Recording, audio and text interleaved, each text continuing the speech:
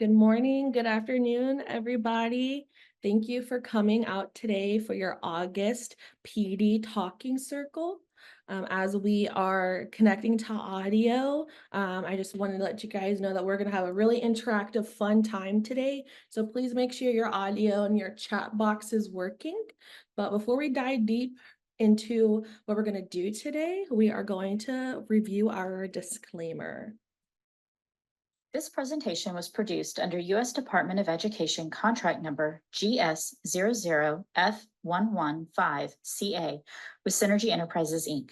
The views expressed herein do not necessarily represent the positions or policies of the U.S. Department of Education.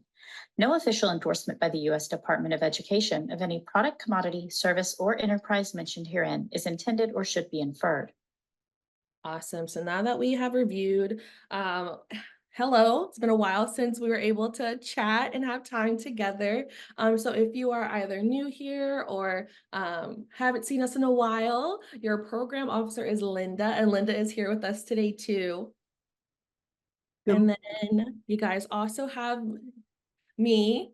Sorry, you're stuck with me today, folks, but I will be your TA coach and your liaison for a PD going forward. And so kind of just wanted to give an overview of what today will be. We're gonna kind of have a different talking circle today. It is going to be more so you all leading the conversation and Linda and I sitting back and just becoming sponges and learning from you and just getting as much information on how to best support you coming into a new school year.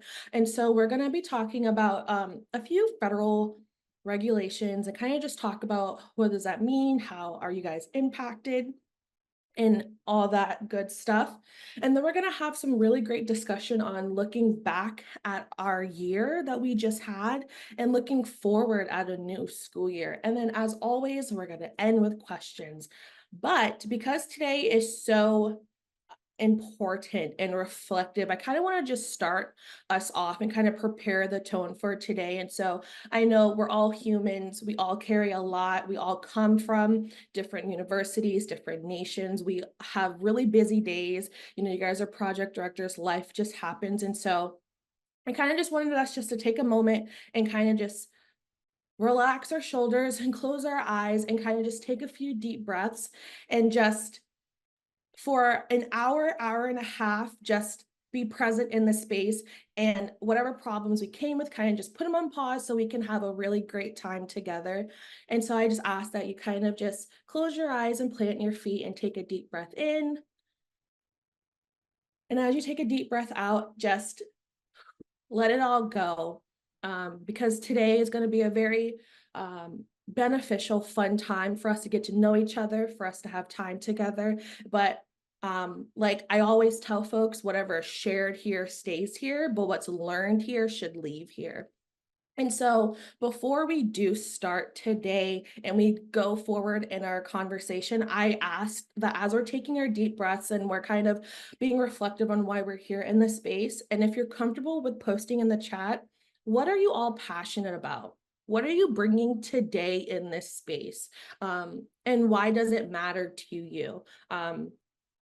Because that is going to be kind of the fire that fuels our conversations today. What are you bringing today? What are you passionate about? What matters to you the most as we're going to continue through these conversations? For myself, what am I bringing to this space? Excitement. I love talking to you all. I love learning about where your projects are. So I just ask that you just take a few seconds just to think, what am I bringing today? And if it's anything negative, anything that is holding you back, anything that is really heavy, how can we as a PD cohort help you as project directors as well? And so if you are comfortable, please comment in the chat or just simply answer to yourself. Also, other folks, TA folks, Linda, if you guys are comfortable, I ask that you do the same. What are you bringing in today?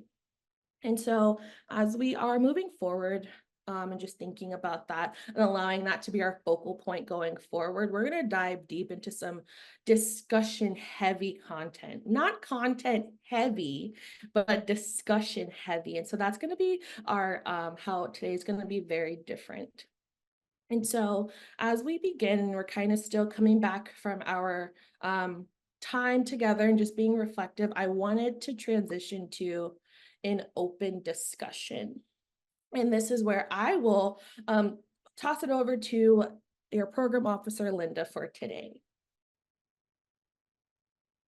Thank you so much for that introduction, Doris, and setting our focus and attention. I will share that I'm passionate about this PD program. I have been with the Office of Indian Education for about a year and a half now, and I'll never forget one of the first conversations I had with Director Guerrero was him sharing how it was very evident to him early on that he didn't have a teacher that looked like him, that spoke like him, that had the same cultural belief system that he had, and how important it was when he was exposed to other Native American teachers. And I am so excited that the purpose and the ultimate goal of this PD program is that we don't have any children who has the same feelings that he experienced so many years ago growing up, and that we are in fact getting teachers and people into education of a real diversity and mixture to match the students that are within the classrooms.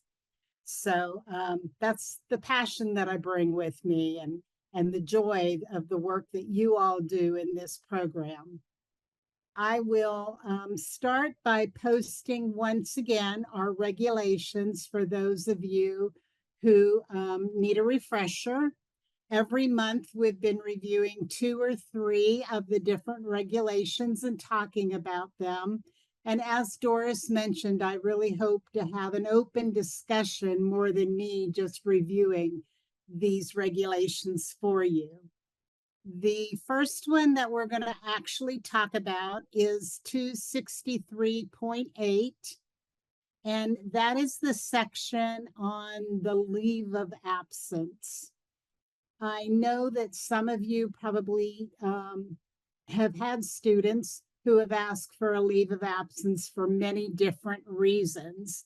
And we were just wondering if any of you would come off mic and share with us today what aspects of supporting students taking a leave of absence do you think might need improvement, or what's challenging for you when a student comes and says that they need time off?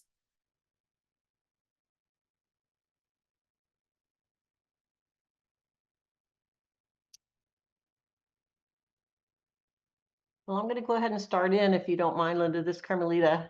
And Great. I think one of the things that it's always a big concern, of course, when a student decides to take a leave of absence is the importance of them understanding that the grant does not go on indefinitely.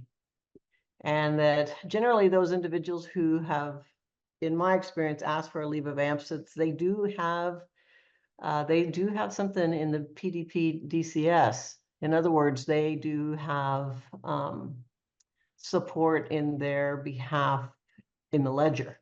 And so if they don't come, I'm trying to impress upon them, and I have this situation now with an undergrad where she took a leave of absence, or she didn't take a formalized leave of absence as with regard to multiple semesters. She had to pull out of a semester, and having difficulties in a number of ways, and impressing upon her that the term of the grant is it's closer to us now than it was before when she started.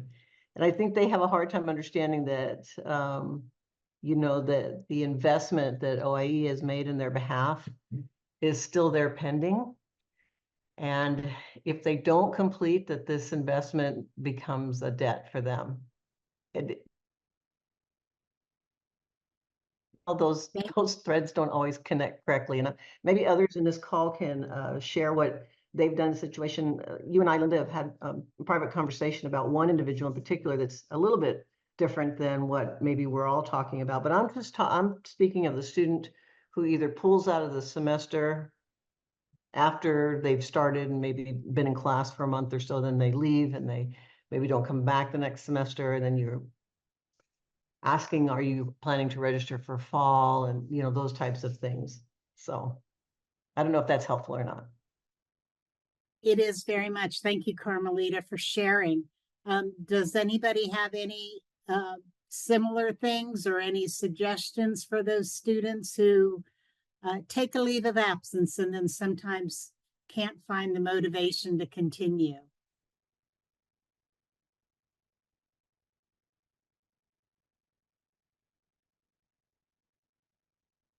This is Lidio Patton, and I just wanted to second Carmelita's perspective. I agree and very similar.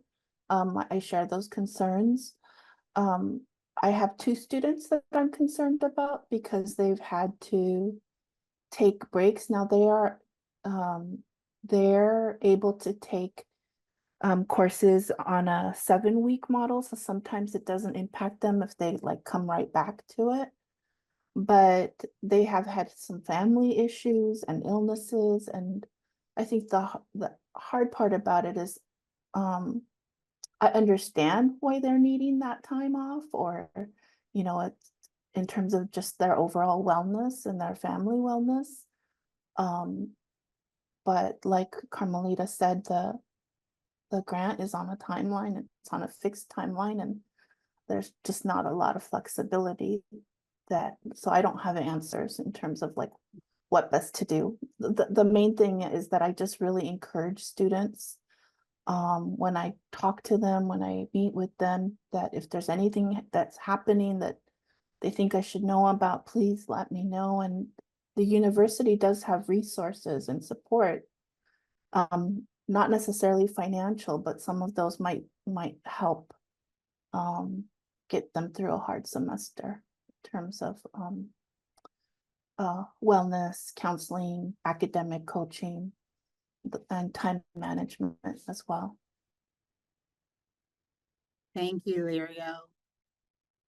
And if you went ahead and clicked on the regulations, you'll see that they're pretty specific when it comes to the leave of absence, that if after a period of a year, we don't hear from them, then they will be marked as exited without completing, which will then go ahead and start their cash payback, which we don't want to do. We're always on the side of service payback. But they're pretty limited. Now, we do have more flexibility within the grant as long as they finish their training and 2 years of induction before the end of the grant. We can go ahead and have them as a completer. So, they could take multiple leave of absences if they started in one of those early cohorts and still be a finisher if you can fit all of those activities in the remaining time you have. That as we get into year 4 and training years are wrapping up, it's going to be harder and harder for those students to still complete the training and induction by the end. Anybody else have anything to add about the first question on the slide? If not, we'll move along to the second, so you can speak to either one. But can you share any specific examples of a student taking a leave of absence?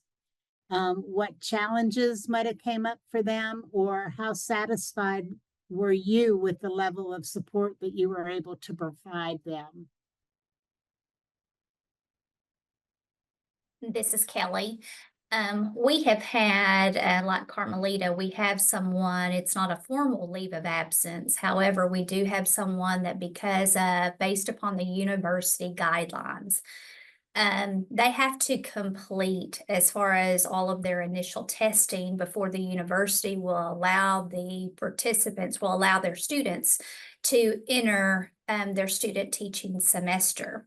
And so this has been a challenge, and I know that Linda, you have been wonderful as far as visiting with us and providing guidance. We've had multiple meetings between the student, us as the grantee, as well as our university partner. The challenge is, so I mean, I've been satisfied with the assistance that we've received now, and we've shared all of the information with our participant. The challenge now is just making sure that we get the student to follow through. We're providing all of the documentation, we're providing, we're opening it up to offer additional tutoring support. It's just the challenge is that once, I don't know, it's kind of until the student is like the pressure is on. It's, I don't know if they're with this particular student, I don't know if that's kind of it's like, well, I have time, and we're like, no, you're running out of time. And so trying to stress that upon the student has been a challenge. Thank you, Kelly. And sometimes that's the motivation that they need, is that, hey, you're getting to the end and this cash debt is going to be placed upon you if you don't go ahead and finish. So the money, the time, all of those might be the motivation that they need to go ahead and finish with their schooling. So just some specific things is that I've heard Carmelita and Kelly both speak about a traditional leave of absence and a less scheduled leave of absence. And they are to request a leave of absence if it's an official one, and it can be up to a year. But, sometimes, like you have said, they take a semester off, attend a semester, and then they want another semester off because of something that's going on in their life or in their family or with themselves. So, we do have some flexibility there, but they do have to be a student in good standing. So the university has to be willing to accept them back. They couldn't have been exited for plagiarism or a student in bad standing. They have to be sure that the university will accept them back when the leave of absence is over. And if we don't hear from them, then unfortunately they do turn into exited without completion. All right. And the other section we're going to talk about today is the very next section about what are the payback requirements. And this is perhaps a more crucial section for us about what those payback requirements are. But how do you see your students' payback obligations unfolding in the remaining time of the grant? I know when I look at PDCS, there's some universities that might have 12 to 15 students, and already maybe 6 or 7 of them are exited without completion, and others are still fulfilling their training portion. And some of them have completed payback already. So how do you see students' payback obligations unfolding entering into time 4? And then some other things. Oh, I'm sorry. I'm sorry. Yeah, I'm sorry. I should raise my hand, right, Doris? This is Carmelita. I was just going to say that within the awards that we have here at the University of Mary, I think our students have been really supported through our technical services. They've, either attended the webinars that have talked about payback, and of course there was the big flutter about, eligible or qualifying schools. And once we got past that hurdle and they realized that they were either employed in that school already or seeking employment in a qualifying school, we had a lot of that angst went away. But for our programs right now, the completers are actively out there. You know, either they're starting a new leadership position this fall or still looking to be employed within the next, let's see here now, they've got about eight more months, I suppose. No, not quite 8. But anyway, until their year is done from the date of their completion. Of course, it's listed on the site. So I think that in comparison to previous years, I think the students this round seem much more aware of what it means to be in qualifying payback, which is a big relief. It's helpful that they're getting notices straight from I don't know, the wizards who may be in OIE with the PDP, because they are getting messages that, hey, you know, you are complete and here's how you finish this out and get the contract uploaded, et cetera, et cetera. So somehow that's all happening, because we don't necessarily, from the PI perspective, once we list them as complete, we don't really see a whole lot more of what's happening with that participant from that moment on. It's kind of left out of our hands. And, you know, I send out messages, and then of course they let me know immediately if they just got a principal job or they're employed with their special ed degree or et cetera, et cetera. They let me know, but I don't know, you know, unless I go into the PDP and look to see, okay, in fulfillment or fulfilled, I'm not necessarily aware of what the communication is between them. It seems to be adequate because they're doing it. So I don't know. I hate to shake anything that seems to be working already. Hi everyone, this is Nikki. I just wanted to follow Carmelita. I thought this was going to be one of my biggest challenges, was to get them prepared and ready for employment post graduation. But I believe with the emails, the videos, the snapshots, everything, all the tools are just helping tremendously. And honestly, besides, simple questions, they have been doing it on their own and just taking it on their own responsibility. Great. Allison, I see your hand up. Hi, this is Allison Robbins from the Blue Lake Rancheria. We've been having pretty good success following up with our participants after graduation, and many of them are in fulfillment or have completed their fulfillment. However, I do have a question on how to deal with someone that moves out of the state.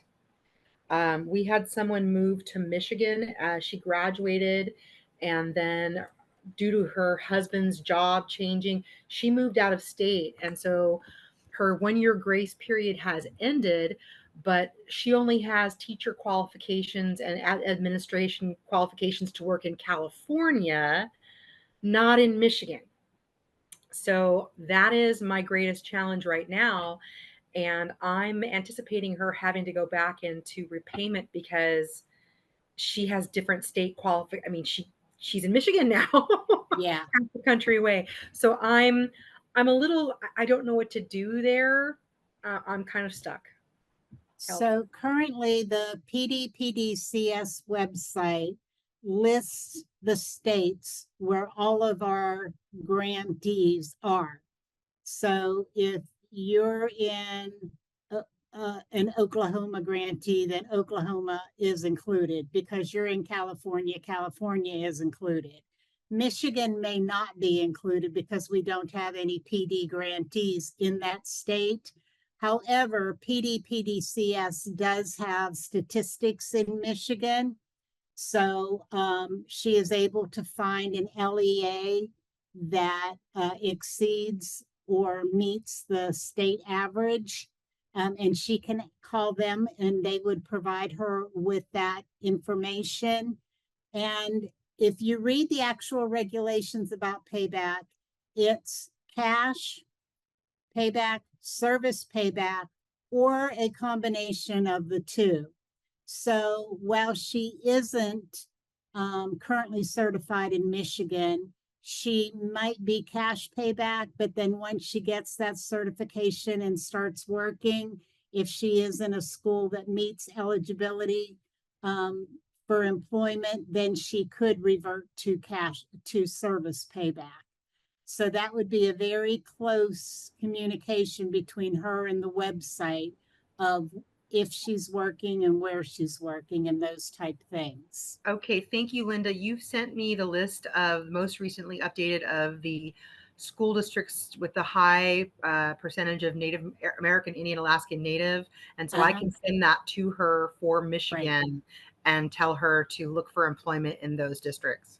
Yeah, absolutely. Thank you. Linda, I have a question with regard to Allison's participant. If, let's assume, and I don't know this or not, and Allison can probably help us, but let's assume that this participant is a completer within the program and now finds herself in Michigan and in need of 2 or 3 classes to be able to become certified in Michigan. Couldn't she have those classes paid through the grant through induction and professional development to help her move into that position? Is that an option for that particular student to have the opportunity to use some of the grant support in induction to get her in the market, get her on the job? Is that a If possibility? Allison wishes to use her budget in that way. I didn't even think to use my budget that way. Carmelita, thank you for bringing that up. And Linda, I'll have to check the budget and make sure, but I think I have all of her money that we had set aside for her 20 hours of mentoring for induction for each year set aside for her. If I can use it towards her getting her, like we call them the Cal APAs here in California, where you clear your credential. If she could go through that program in Michigan to clear her credential with them and take whatever remaining core workshops or whatever she needs to meet their requirements, because she's already certified in California with our degree and everything. What if Michigan were to look it over and say, oh yes, but you need these 3 units or whatever? Yeah, the other thing I was thinking is if she is a full-time student somewhere in Michigan, then she could be eligible for the payment deferral program. Oh, okay, good. I'll check on that. Thank you, Carmelita, for bringing it up. And thank you, Linda, for your advice.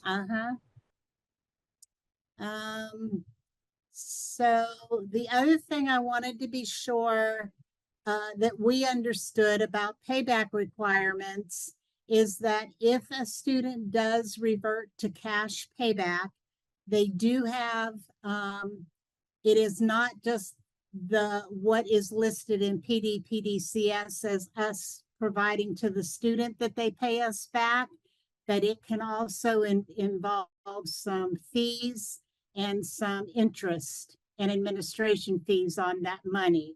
So a lot of times the student will think, oh, well, I was given $15,000 through the PD program, so I owe back $15,000. And that may or may not be true based upon how long it's been, how much contact they've had, how much employment they've been providing, and all of those type factors. So there's really 2 levels of payback. The first one is with ARMBD, which is just that their cash payback, they set up a system with how much they can afford, and it involves somewhere between 1 and 5%, which is still much better than FAFSA student loans that they might be assessed. But if it's been years since we've heard from them and they're in default of the loan, then they go straight to the Treasury Department. And that's really what students want to prevent at all costs. I have seen PDP DCS cash amounts that are tripled and quadrupled. So these students are often hit with a ton of debt right off the bat. So please, please, please encourage students, stay in contact with us. Let us know that you're trying to find employment. And, if you keep those lines open, we can continue to work with you. And at any point where you do find eligible employment, we can revert to service payback, even if you've been cash payback for 1 month, 3 months, 6 months, a year.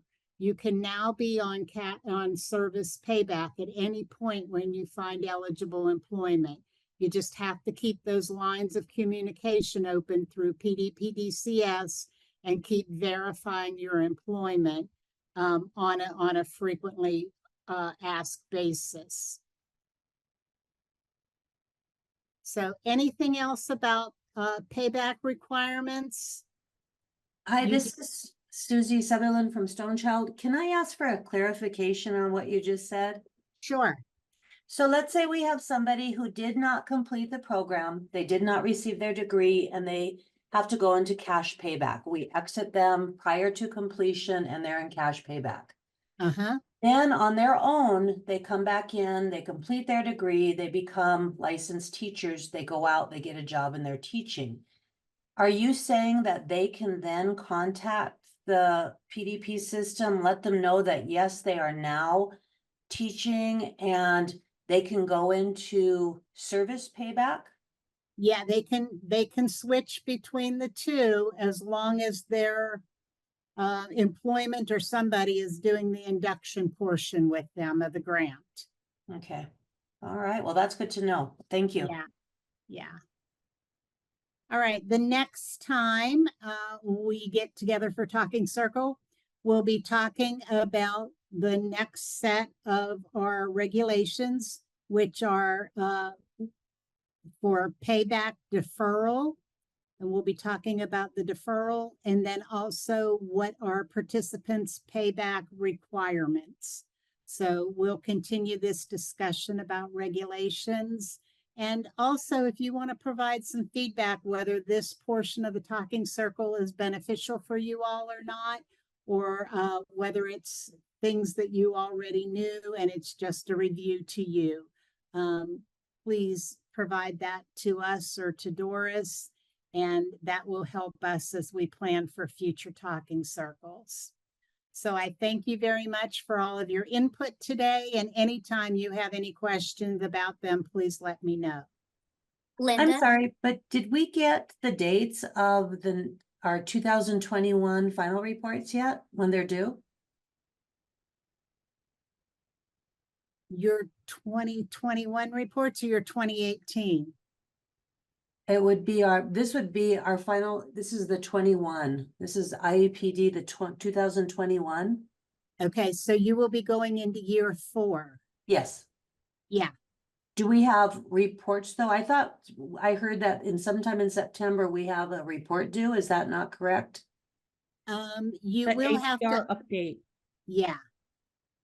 And we'll have a meeting over that, or we'll have some sort of a talking circle in the near September 9th. It looks like it says there. Did we ever have a talking circle, just kind of reviewing the process, or did I miss something?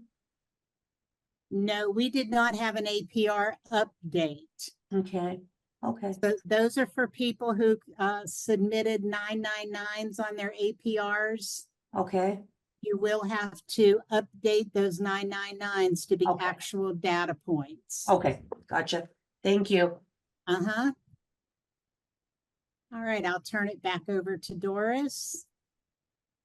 Before we do move on, Linda, Carmelita's asking, is the APR update to be loaded into G6 next month? Not next month, but in September, whenever we do call for those APR updates. Yeah, we talked about that this morning, and I believe those will be done through G6. It's just that PD is on such a different schedule than everyone else. It's probably going to be maybe next week or so before I get those loaded into G6. But I know we do want to do those APR updates through the G6 process. Awesome. So thank you guys. That was a really, really great, beneficial conversation. And thank you, Nancy, for the feedback. Nancy is saying that the way we did it this time was very beneficial. So before we move on to our year 3 review, just doing a temperature check. Is everyone doing great so far? Are we all ready to then break into our breakout rooms to then get going in our really fun next activity? Thank you, Allison, for a thumbs up. So I encourage you, if you have not checked, please make sure that your audio is working, so you're able to chat back and forth with your team members in our next activity. And so, as I always say, before we break out, when we do break out into our rooms, please identify a reporter and a note taker. So that's gonna be able to be the spokesperson for the group, but then also someone that can take the notes. And so this time we're gonna be working in Google Doc. I chose Google Doc because it's a universal a tool that we all use, and you're able to see other breakout rooms thinking as we are thinking in our think tanks in a few minutes. And so I'm going to break us out into the rooms, but before we do, I kind of wanted to uh, go over what our activity is going to be. So we're going to have a few breakout rooms, and we're going to have 2 rounds per breakout room. And so I like to call this a jigsaw puzzle because, like you guys just witnessed between Allison and Carmelita and Susan, everyone had different scenarios, but their own answers helped each other. They were each other's puzzle pieces, and together we came up with a great solution to helping students that are states away. But because we put our jigsaw pieces together, we then created a really great roadmap for our students, for our programs, and ultimately for our communities. And so if you go into your Google Doc, you're going to see 3 columns. We're going to have 3 scenarios. So we're going to have 3 different rounds of these mini rounds discussing these scenarios. And all of these scenarios have been dramatized from the past APRs. And so these are not scenarios of anybody in this room. I have pulled deep, deep, deep into very old files and just became very dramatic with the scenario so that we can talk about real life issues that we are going through. And so for 10 minutes in your first group, you're going to discuss the scenario, whether it's a scenario, whether, it's a concept. Each room is going to have a note taker. And for about 10 minutes, you're going to discuss the scenario and come up with any solutions, strategies, areas of planning. And then in the second bit of the 8 minutes that you see on the screen, we're going to be moving folks around so that we can reenact what we just did, where we can take these different puzzle pieces and connect them throughout different rooms. And then after every scenario rounds are done, we're going to come back and talk about how our puzzle pieces fit within each other, and how we were able to create these great bonds and scenarios between all of our institutions and nations. And so we have 3 scenarios. And so with time, we may or may not get through all of them, but for the time being, I'm going to ask Olani to prepare the rooms, but do we have any questions while we are preparing the breakout rooms? I had a question, Doris. Yes. Given our attendance, how many breakout rooms would you like to create? We can just do 3. Okay. Thank you. Awesome. And so as we are going into our breakout rooms and as Olani opens them, here's our first scenario. And you will also see the scenario in your Google Doc, but you have 3 participants that have taken the praxis twice without passing. What are some solutions? What are some possible areas of improvement to get those students going? So you're able to go to your breakout rooms now, and in about 10 minutes, we're going to switch folks to different rooms. Hello, everyone. So sorry if that one felt a little rushed. We are, 10 minutes remaining. And I saw that we had some really great conversations and notes. Do folks want to kind of share their conversations, their thoughts? Have you had this happen to you in your program? Did this hit a close to home for some? This is Allison from Blue Lake. I'll just read you what we have in our notes. Summer made some very good recommendations that routine and regular engagement is key in keeping people engaged and not and retained in the program. Finding out what the reason is for their low morale or unmet needs, and then offering meetings or workshops regarding those topics was another thing that we came up with in the last meeting we had. We also talked about topic 2, and that was topics such as mental health, grant writing, classroom management, and then book studies on topics identified through that needs assessment. Patrick brought up that working with their schedule and making sure that they have honest, open conversations with participants and talking to them about good options for them to stay in the program, not talking about or leaning on the consequences portion, but focusing on options. He said he brought out it's hard enough for them already. So we'd rather keep them in the program than having them go into payback. And making sure we provide good conversations for them so they understand what their work or job site duties could be that meet or qualify for service payback, particularly for those of us with administrator programs, letting them know that they don't have to drop out of the program, that they can do these various other administrative duties to keep them in the program.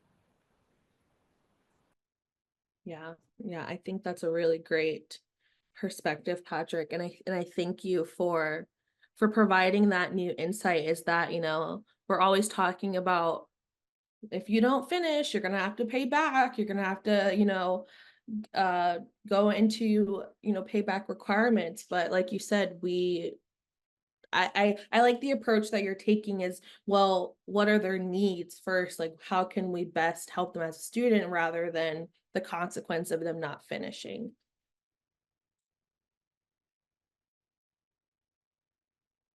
I noticed that on our Google Docs, folks, we're talking about finding the needs, you know, what's not being met. Is there someone that would like to speak to, like, how are you assessing those needs? How regularly do you assess those needs? Do you guys do surveys? Do you do feedback sessions, listening groups? How are you all kind of assessing and figuring out what your students need at certain times of the program? Surveys, yeah, it's a really good one. I think for me, I had to listen to my participants pretty closely. In meetings, I would go to the, you know, of course, for me to go to the tribal college where I have the current 21 award at is just going down the road. But when I was the PI for a PD grant that was at a reservation tribal college. So Turtle Mountain is very different than United Tribes. So in Turtle Mountain, I never had a request for things like childcare because there was a wealth of support for those students in that reservation community, sisters, brothers, aunts, mothers, Head Start. I mean, they had a place for those children to go to so that they could go to class. When I drew the 2021 award, I had a tribal college in an urban at North Dakota is not urban in any means, but you know, it is for what North Dakota is. Anyway, so United Tribes is in Bismarck. And so there are the resources available to the students in that tribal college is vastly different. And it wasn't until I started, you know, when I was going to the meetings to meet with the students, to see how they were doing, to see what their needs were, to listen. I had a couple of the students who were from tribes not from North Dakota say to me that they had a very difficult time going to class because they had no source of childcare. So daycare in Bismarck is like $1,000 a month a kid, just to give you some point of reference. That's not and there's daycare on the United Tribes campus, but still that also has a fee. It's not free. And so I went back to my program officer, hearing what could cause a disastrous retention for me in the 21 award. I went back to Angela, who we remember well, and said, here is my problem. I'd never anticipated this when I wrote for the competition. And now I want to move money from this to support these students in childcare. And she approved it, and we did a budget revision, and we started providing childcare, and it made a big difference. Awesome. A big difference, because if you're a tribe out of North Dakota or South Dakota, some of those tribes will provide childcare support for tribal members pursuing higher ed, but not all. And it only, and certainly my out of state, you know, from Navajo or wherever, they had nothing. Yeah. So I think listening was a huge thing for me, because you can't make assumptions. Well, they didn't need it here, so they don't need it in a different place. I'll be more careful in the next competition to kind of, but you never know. I mean, every cohort is different. Every group of students has different needs. And so just being able to listen to them and then advocate. That Yes. was what it took. It took me to go knock on the door at DC and say, hey, this is what I'm facing here. It's important. And I had somebody in DC say, yes, that is important, and Yep. make changes. So if that's worth anything. No, you made a really good point, is that advocacy is a really big part in student retention as well. I remember when I was in college, and I was really involved with our Native American Center, and our director always said, you know, areas of you know, like when students get all these opportunities, you know, it's not an opportunity if there's not any real support. And so you made a really good point about listening, but also following up and advocating is really important.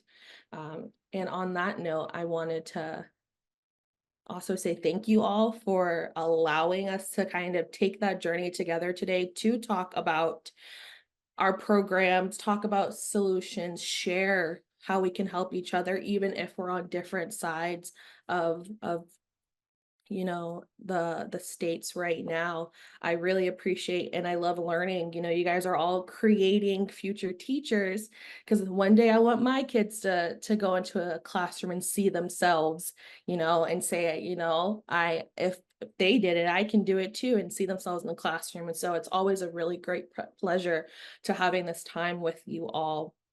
As we are closing up, and I'm really sorry that I am at the top of the hour, so I'm going to talk super, super fast.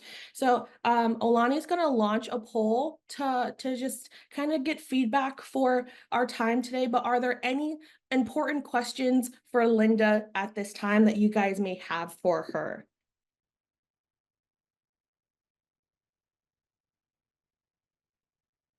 And I'm always available by email. If any come up, just feel free to email me, or if you need technical support, to Doris. And if there are not any questions or things that you may need at this time, we just wanted to kind of talk about the rest of the summer support that we offered for everyone.